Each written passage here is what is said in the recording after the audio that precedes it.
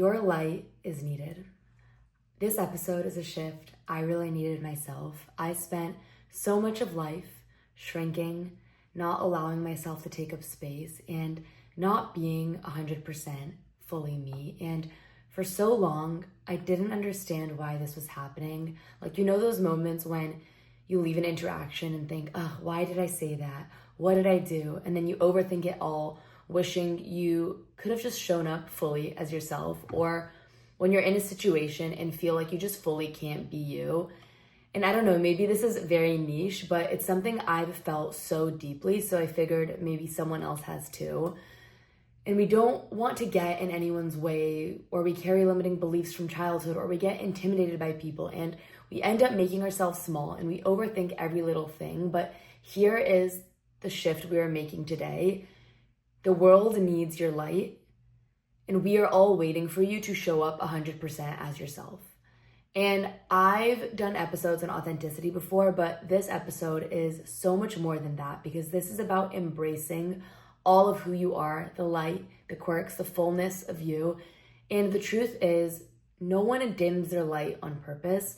Most of us don't even realize it when it happens. It often comes from things like intimidation, or putting others on a pedestal, or feeling like you're too much, or maybe rejection, things not going your way, not feeling good enough. And again, we don't even realize a lot of the times that we're not fully in our life, or we're light, or we're dimming ourselves down. And this isn't about beating yourself up for these moments, but it's really just instead considering that maybe all of those roadblocks have come into your life strategically. They're here to stretch you, to help you grow even more. And right now, this exact moment is the turning point. So before we even move forward, I want you to make the conscious decision that this is the moment it changes for you. And this is the moment that you are deciding to step back into your light. Whether you don't know if you're not in your light, whether you feel like you're disconnected from yourself, or whatever it is, I want you to just say, I am going to step into my light right now. And so how do we step into our life? And how do we actually do this? How do we step into our light so we can live a happier life and attract the things that we want more quickly? So number one is doing the things that bring you joy. So ask yourself, what are the things that really light me up? What makes me excited?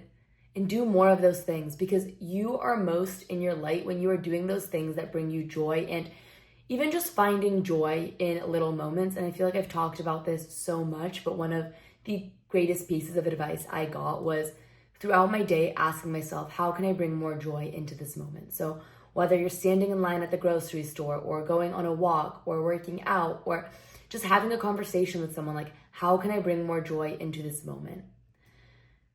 The second step is challenging yourself. So prove to yourself that you can do hard things, whether it's a habit you've been putting off, or a bigger goal you've been scared to chase. Following those builds confidence, and confidence feeds your light. And so just even taking those little steps of accomplishing things, of making your bed every morning, of just doing that thing that you've been putting off, that allows you to feel more confident, which allows you to step more into your light. The third step is remembering your purpose, and remembering that you were put here for a reason. So every room that you walk into, you were sent there for a reason. So before you walk into a space, I want you to imagine that you are surrounded by this golden aura. Whether that be God, the universe, or a higher power, literally sent you into that room. Because the truth is, each and every one of us was made so unique. So there's so many different things that make each and every one of us who we are. And when we step into that and embrace that fully, we are able to shine our light and recognize that who you are is who you are for a reason. And the world needs people like you. And in order to even attract more of the people you want, or attract more of the things that you want in your life, you need to authentically be yourself. The fourth part of this is reframing comparison. So what you love about others is what you love in yourself. So when you think, I wish I was more like them, or I hate that they have that, or not even I hate that they have that, but I think so often we look at someone else and we're like, I love that they have that in their life. I wish that I had that, or I wish that I acted that way. But you being able to admire that quality in someone else is proof that those qualities exist in you, or else you wouldn't be able to acknowledge it or see it. So comparison, or even you just seeing that in someone else, is just a mirror showing you what is your potential and what is really possible for you to be like and accomplish.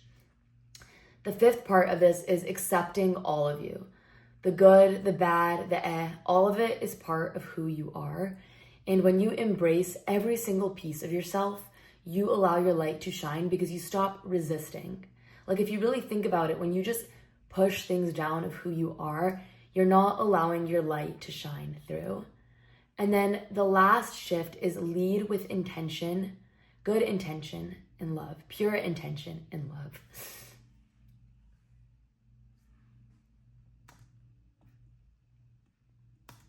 Your light to shine because you stop resisting. Like if you really think about it, when you just push things down of who you are, you're not allowing your light to shine through.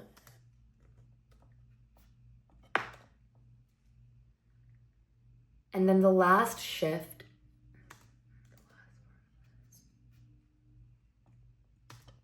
push things down of who you are, you're not allowing your light to shine through.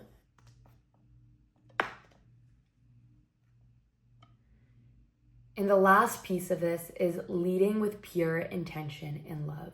So even when things don't go your way, maybe even if like feels like things are going south, I've always noticed that when I lead with love and authenticity, things eventually realign in ways better than I imagined. And I think when you walk away from an interaction knowing that you were fully who you were and you were just having pure intention, you didn't have any bad intentions there, and you were just being 100% authentically yourself, like not only does it feel better, but it allows everything else to align with who you are. And so the reminder that I really want to end and leave you with today, again, is that you are light. You are here for a reason, and you are needed here for a reason. Embrace every part of you with open arms. Step into your light fully and trust that the world will expand to meet you.